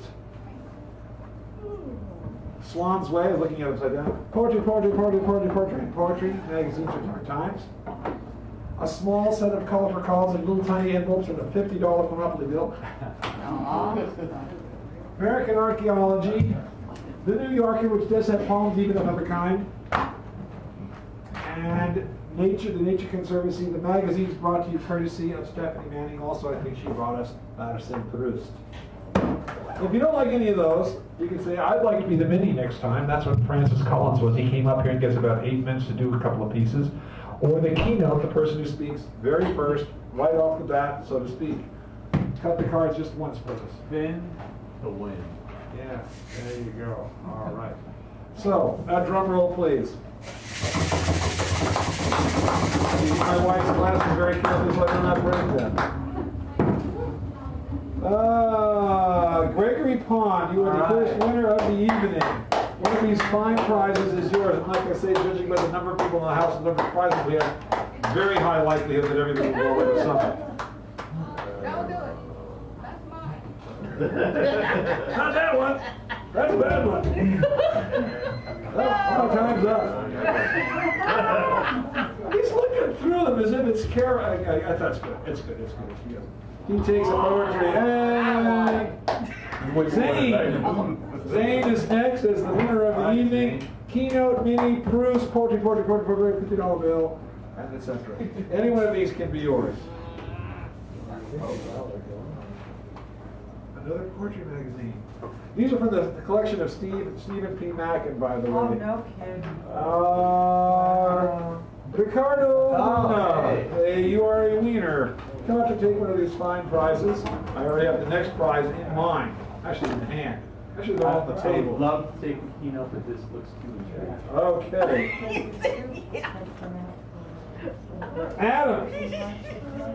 Adam, you are next. Where are you, Adam? Some around during the day. Did Adam go?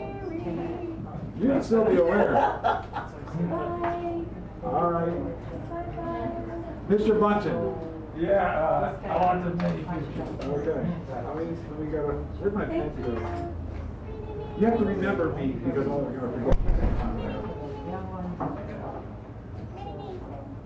forget. Well, Lily left. Francis, since you were the mini, this is the mini card. You may come up and take whichever you like.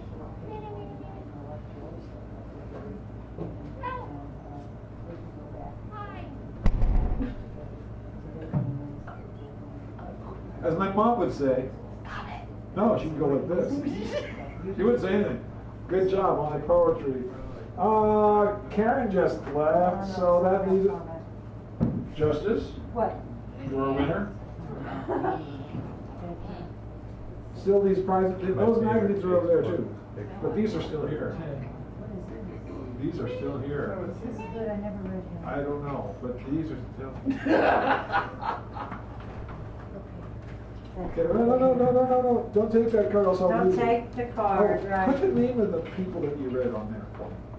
I'll email it to you. Okay, all right. Yeah, or I could do it now. Well, no, I need the list because otherwise I'll forget. Well, how am I gonna write the name on? Well, he and you are the people, so we'll take care of that. yeah. Oh, we don't have a 13, so they took 13 on the list. This is you. Come on and snag one of these.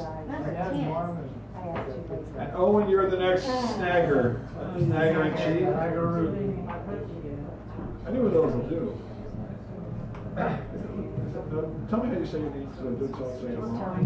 Tom, you say everything. That's all it's correct. You should have corrected. Don't let me say your name wrong. Don't let me say your name wrong. All right. And Owen Dunkel. Then Wendy. Yes, and then Jared. Then Greg. What do you say? You won a prize. I already won. Oh, you already got Kim up here? Yeah, Gab was the first one. Did I get you? What's the first one? Must have been you then. Wrong number. But Garrett, then, and then we got 9. We got enough. If I haven't called you up, you should come up because there's. Well, because there's still 4 left, and there's still 4 people who didn't get home. So. 9. There's 4 Yes, people and 4 cards. You're called. 9 was, you were the second one you called. Yeah, you're. Yeah. I made a mistake. I thought he did. What's left? Oh, yeah, yes, it is. Yeah, give me a second. I didn't know you're here with that intent. I would have done this after. Any of these are yours. It's only for the tutoring. Oh yeah, it would be red, but we better put you one right now. We have a surprise clincher, closer, reader, dear, holder, leader, dear, bottom, and And what's your name? David. David, come up, do your thing so we can hear yours. One more, folks. One more. Have a seat. Sit down. Hi everybody, I'm Dave, here on vacation. I come from Switzerland and last week I wrote that lyrics. I hope you will enjoy it. So. Alright. What's the life killing some boys? The life is a game and we are the toys. No, it's false. Yeah, it's true. Because people don't know what they do. I mean, question of state of mind. Whatever the kind business you made, never mind. Open your heart for those who need art. Some peace words instead of fight. For those in the dark who can see the light. If there is destiny, she's Mrs. Side. She's looking at you, even at night. Just like the life bridge and its black night. The drop, the life is a challenge. On top, somebody fixed the edge.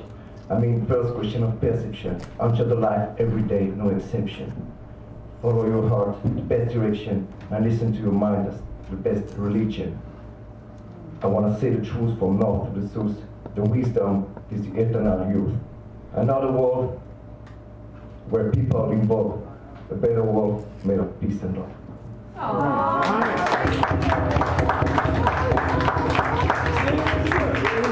See, you did it. Excellent. You have to sign in here so I have your name, because otherwise, we can't see you. Swiss, I told you French. I have to move it because I have to get to the camera. Schreiben Sie deinen Namen. I mean, I can do a little, we plug it in. I can say, my mother is hungry, where's the bird, when I my car. No problem. I didn't mean what I just said. Do you ever meet Jose? Long light till. There. All right. I'm going ahead now. So Oh, see you later. I got it right. Thank you. You're the Minnie. And then you're Jessica. you're the So